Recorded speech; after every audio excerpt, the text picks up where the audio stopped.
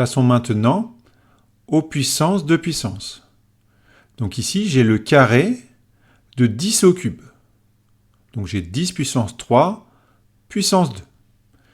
Alors, pour faire ce calcul, on peut revenir à la définition du carré. Donc ici, j'ai 10 puissance 3 au carré. Ça veut dire que c'est égal à 10 puissance 3 fois 10 puissance 3.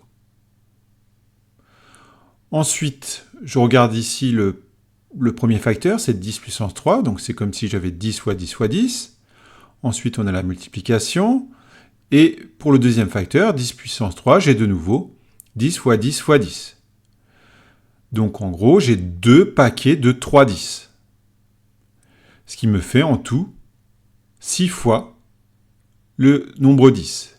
Donc 10 puissance 3 puissance 2, c'est égal à 10 puissance 6. On remarque ici que pour obtenir l'exposant final, il faut multiplier ici les deux exposants ensemble. 3 fois 2, ça me donne 6. Alors, vérifions si c'est vrai pour d'autres exposants. Donc ici, j'ai 10 puissance 4 à la puissance 3. Donc là, je vais revenir à la définition du cube. Donc j'ai 10 puissance 4 qui est élevé au cube.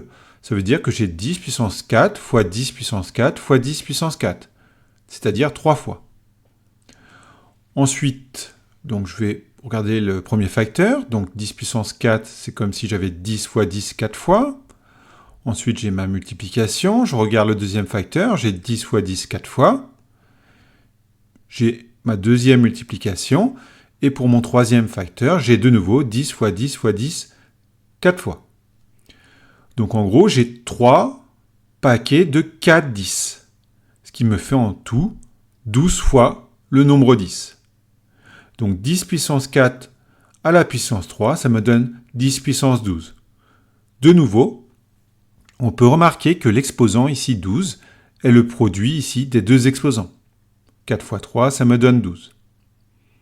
Alors, cette règle est vraie quels que soient les antirelatifs m et n.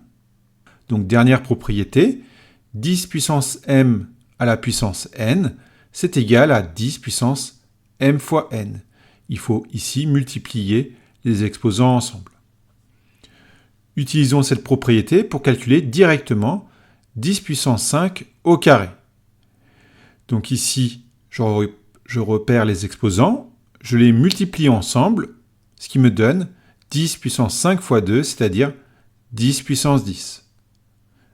Et pour terminer, si j'ai 10 puissance 3 puissance moins 4, je repère les exposants, je les multiplie ensemble, et j'obtiens 10 puissance 3 fois moins 4, c'est-à-dire 10 puissance moins 12.